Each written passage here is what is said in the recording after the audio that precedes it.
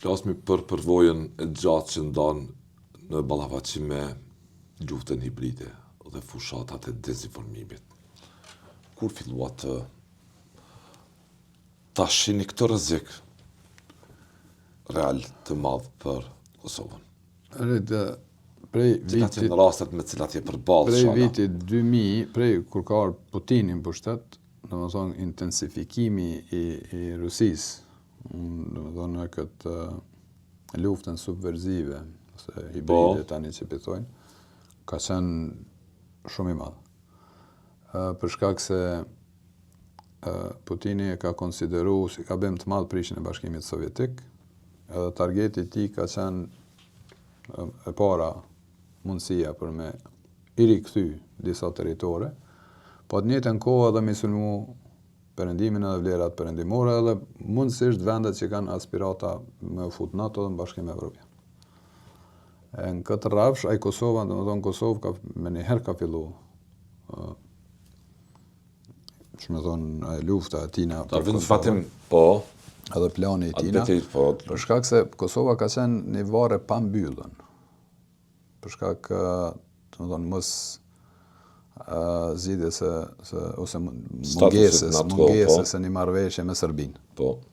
Ka qenë një varë pa mshëlne, edhe ai zakonisht ka prek në atë ka godit atë, po. Pik për arsye se ai ka qenë i vetëdijshëm që Kosova ka qenë një projekt i perëndimit. Kryesisht i Shteteve të Bashkuara të Amerikës. Sponsoruar po nga Shtetet e Bashkuara të Amerikës. Ai zakonisht e ka përdorur Kosovën gjithmonë si një levë në dorë tina, edhe ka tentuar me majt tensionin gjithmonë kryesisht tensionin interetnik. Ideale për ta ushqyer betejën e tij të luftës. Gjithmonë e ka përdorur për nevojat veta në Rusi, edhe për qëllimet e tij. Për shembull, gjithmonë ka përdorur që nëse Kosova ka pas drejt në pavarësi, ose atëherë pse s'ka drejt Krimeja, për shembull, ose ato vendet ku ai i ka marrë, i ka pushtu, ose prandaj edhe ka përdorur dhe vazhdon hala me përdor. Për shkak se Kosova ka qenë e përshtatshme për shkak të tensioneve ndëretnike që kanë qenë e vazhdojnë me qenë në Kosovë mes shqiptarëve dhe serbëve. Ai gjithmonë domethënë ka prek sidomos në pjesën veriore, e ka majt gjallë tensionin me investimet ndryshme, me infiltrime të agjentëve kryesisht të GRU-s, domethënë shërbimit inteligjent ushtarak rus, edhe i kanë shfrytzu kryesisht institucionet ndërkombëtare si UNMIK-un ose OSBE-n, janë shfrytzu këto si për shkak se ofrojnë imunitet për staf, edhe si sisteme ku mund të infiltrohen ata, po, mund të punësohen, po. Janë punësu edhe kanë imunitet. Edhe nëse ndodh diçka, s'ki pas qysh me ndërmarrë veprime, shteti jonë s'ka mujt me ndërmarrë veprime ndaj tyne. Edhe në virusi shije, në dokumentarë, kemi marrë disa shembuj të ndryshëm, i kemi trajtuar në atë emision, ku shihet përfshirja direkte ruse në destabilizimin e Kosovës. Majtjen gjallë të tensioneve, tendenca përpjekje për destabilizim të Kosovës.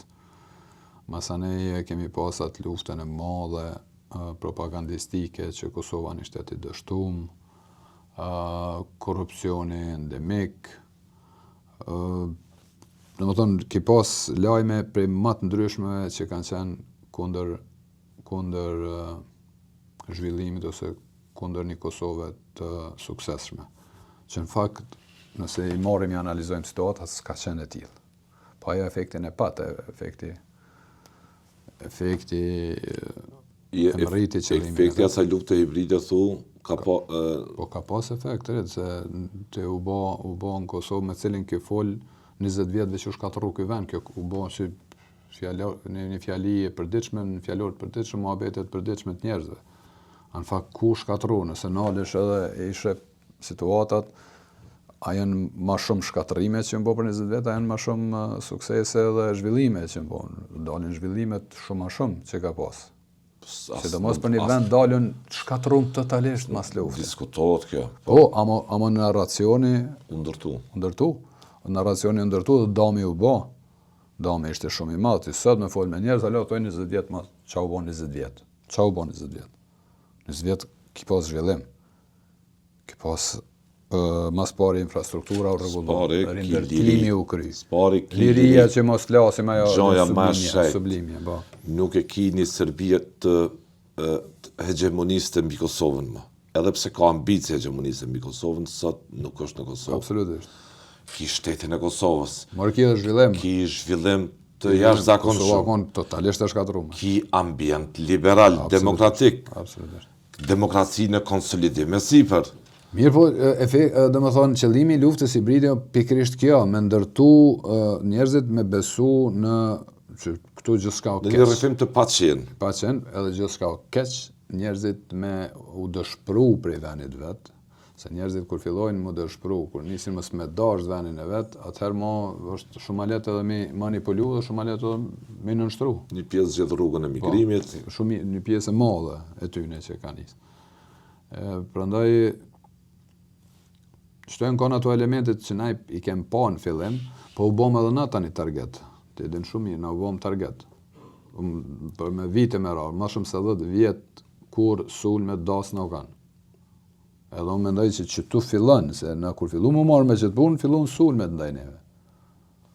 Edhe ajo rrete, edhe një pjesë e madhe, sot do media kanë reflektuar, kanë pas situatën, sot po flasin për, domethënë, për këto rreziqe, për këto gjëra, po disa të tjera vazhdojnë.